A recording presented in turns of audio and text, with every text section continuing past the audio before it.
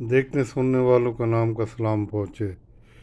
दोस्तों, आज हम पाकिस्तान एटॉमिक एनर्जी कमीशन के बारे में बात करेंगे कि ये कैसे और किस किस आदमी का क्या रोल रहा। दोस्तों, पाकिस्तान के नामवर साइंसदान डॉक्टर अब्दुल सलाम की भरपूर कोशिश और काविश से पाकिस्तान एटॉमिक एनर्जी का क़याम अमल में लाया गया। बुनियादी तौर पर इसको ज़राअत की तरक्की के लिए महदूद रखा गया और इसके जो पहले चेयरमैन थे वो डॉक्टर नज़ीर अहमद थे। वो बुनियादी तौर पर प्लांट ब्रीडर थे। बाद में जब भारत ने एटमी धमाके का प्रोग्राम रखा तो पाकिस्तान की इंटेलिजेंस एजेंसीज ने इसका पता लगाया और फिर पाकिस्तान ने अपनी ज़रूरी तरक्की की राह पर गामजन न्यूक्लियर प्रोग्राम को फिर उसका मेजर पार्ट मोड़ दिया न्यूक्लियर डिवाइस डेवलपमेंट या एटमी हथियारों की तरफ। तो उन्नीस सबसे पहला खिताब मुल्तान में जुल्फ़िकार अली भुट्टो ने इस कॉन्फ्रेंस तलब की और उसमें तय पाया कि पाक साइंसदानों को 5 साल का टाइम दिया जाता है कि वो न्यूक्लियर हथियार को तैयार करें। अगरचे साइंसदान वक्त के पाबंद कभी भी उनको अच्छा नहीं लगता कि वो आज़ादी से काम कर सकते हैं और हो सकता है कि वो 5 साल से भी पहले कर लें। चलें, ये कौमी जज्बा था, बेपनाह जज्बा था जिसकी वजह से काम शुरू किया गया।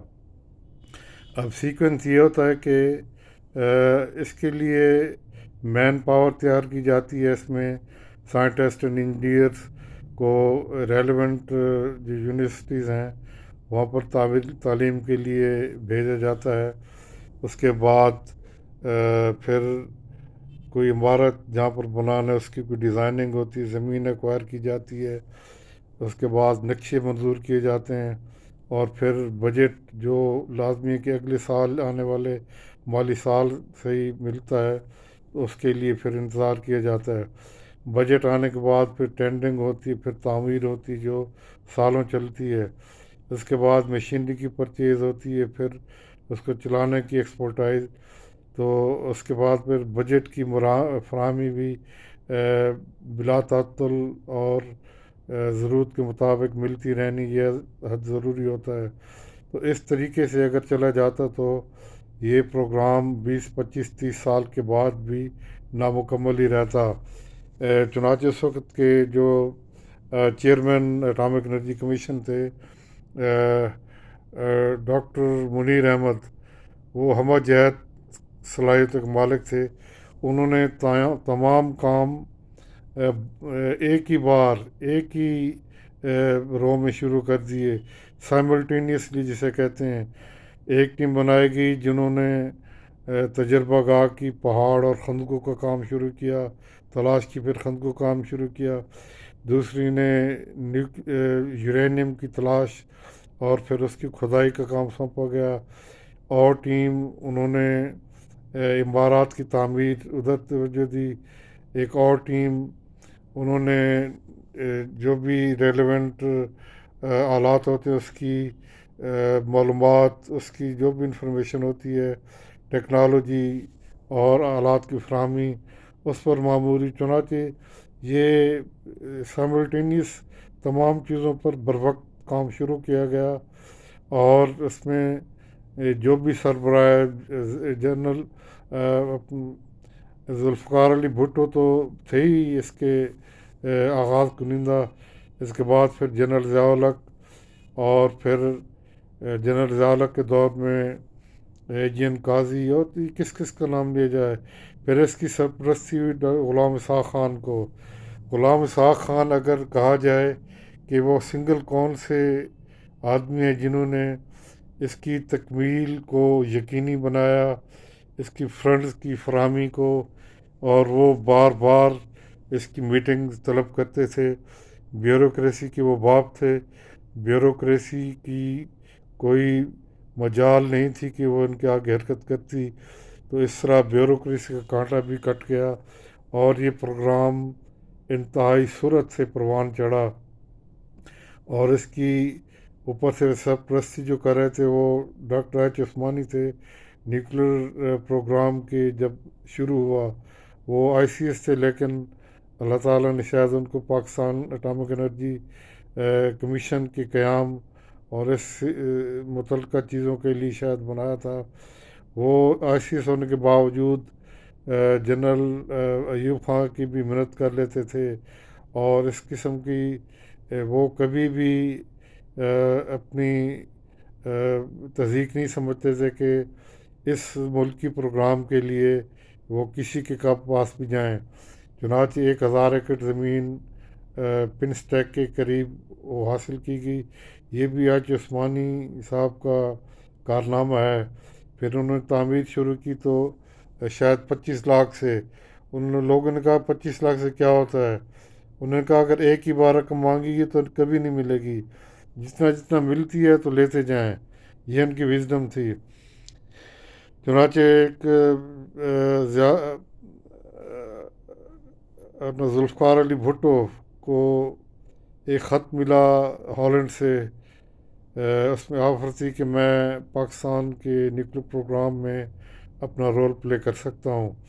چنانچہ ڈاکٹر منیر نے وہ خط سلطان بشیر الدین محمود جو اس وقت کے ٹاپ سائنٹسٹ تھے اٹامک انرجی کے، ان کو دیا، اور پھر یہ ملاقات بیلجیم میں شاید ہوئی، اور انہوں نے کہا کہ یہ ہمارے کام کے آدمی ہیں۔ پھر جو بھی لٹریچر ملا جا سکتا تھا وہ حاصل کیا گیا ان کے ذریعے، اور کوئی چیزیں اب مجھے تو نہیں معلوم حاصل کی گئی ہوں گی۔ یہ ڈاکٹر صاحب بنیادی طور پر میٹالرجسٹ تھے، اور یورینیم کا کام بھی، صفائی بھی، یہ میٹالرجی کا کام ہے۔ چنانچہ انہوں نے نہایت دل جمعی سے اس سب سے اہم کمپوننٹ کو اس کی تیاری میں بھرپور کردار ادا کیا۔ اس کے علاوہ ڈاکٹر عبدالقدیر خان کی شخصیت ہمہ جہت ہے، یہ لوگوں سے کام لینا جانتے ہیں۔ یہ کہتے ہیں کہ جیسے ورکشاپ میں استاد ہوتا ہے، یہ استاد کی طرح لوگوں سے کام لیتے ہیں۔ اب استاد ہو سکتا ہے کہ مشینری کا پرزہ بھی نہ بنا سکے، وہ ہو سکتا ہے کوئی نٹ بھی ٹائٹ نہ کر سکے، لیکن وہ لوگوں سے کام لیتے ہیں۔ یہی ڈاکٹر عبدالقدیر خان کی کوالٹی تھی کہ وہ لوگوں سے کام لیتے تھے، اور انہوں نے غوری میزائل کے پروگرام کو بھی اسی طرح لوگوں سے تیار کر لانچ کیا۔ لیکن ڈاکٹر صاحب کی ایک تھوڑی سی، جتنے بڑے کام کرتے ہیں اس میں تھوڑی سی خامی بھی ہوتی ہیں، وہ سیلف پروجیکشن کے بہت گرویدہ تھے اپنے، ان کا نام آئے خیر آنا چاہیے۔ اس کے بعد پاکستان کی نیوکلیر پروگرام میں ٹیمیں ترتیب دیں گے۔ ایک نیوکلیر فزسسٹ کی ٹیم تھی جو اس کے ڈیزائن پر کام کرتی تھی، اور اس کے لیے ڈاکٹر عبدالسلام نے جو اپنے انسٹیٹیوٹ ہے قائم کیا تھا غیر ملک میں، سرن میں ہے، تو وہاں پر بھی ان کو تربیت دی گئی۔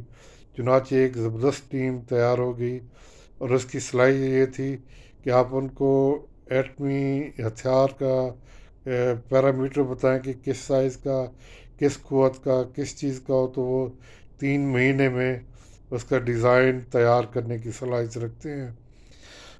چنانچہ جو اب ظاہر نام آتے ہیں ان میں ڈاکٹر سمر مبارک مند، انتہائی زبردست سائنٹسٹ جنہوں نے بعد میں نیسکام کی بنیاد رکھی، اور پاکستان اٹامک انرجی کے اس شعبے کو دنیا کی ٹاپ موسٹ ٹیکنالوجیکل آرگنائزیشن میں اس کو کنورٹ کیا، جو اب صرف ہتھیاروں کی پیداوار کرتا ہے، اور یہ اس وقت دنیا کی ہائی رینکنگ پروڈکشن ایجنسیز میں شاید پہلے دوسرے نمبر پر ہو۔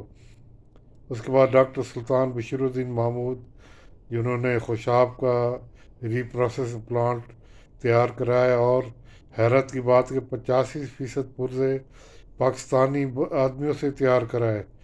یہ عجیب اس طرح کی شخصیت تھے، ان کا ہم جتنا قرض ہم ادا کرنا ہے ہم نہیں کر سکتے۔ اس طرح ڈاکٹر انعام الرحمان، انہوں نے اٹامک انرجی کے پہلے استاد کی حیثیت سے کام کیا، پھر پیاس جو Pakistan institute of applied sciences ہیں، اٹامک انرجی کے بیشبا سائنسدانوں نے پیدا کی، وہ اس کے ریکٹر ہوئے۔ یہ پی ایچ ڈی شاید کارنیل کسی امریکن یونیورسٹی کے تھے۔ چنانچہ پاکستان کا بم تیار ہو گیا، اور یہ بم 21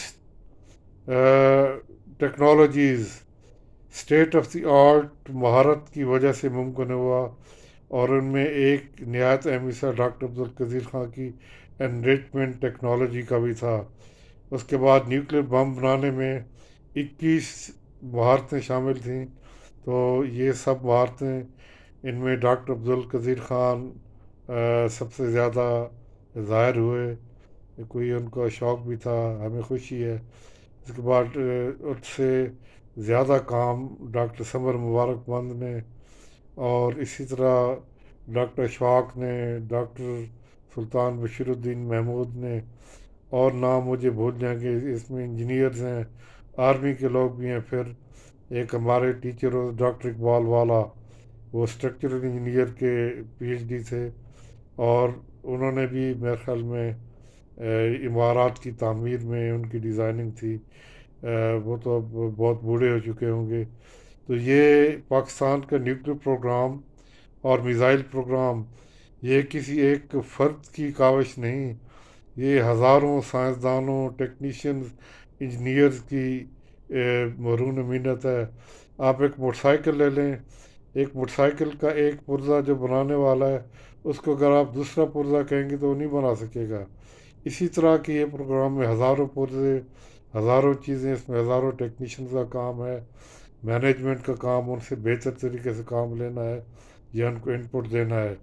یہ ہمارے سائنسدانوں، ہمارے انجینئرز اور ہماری حکومت کا بھی اس میں بہت بڑا کردار ہے۔ تو یہ بنیادی چیزیں تھیں تاکہ تاریخ صحیح رہے کہ نیوکلیر پروگرام کسی فرد واحد کی کاوش کا نتیجہ نہیں، بلکہ ہزاروں لوگوں کی ہیں، جن میں لازمی طور پر بعض نیوکلیر سائنٹسٹ، ان کے کارہائے نمایاں، ان کی وزڈم سے انجینئر اور ٹیکنیشین کام کرتے ہیں۔ ہم رہتی دنیا تک ان کے قرضدار رہیں گے۔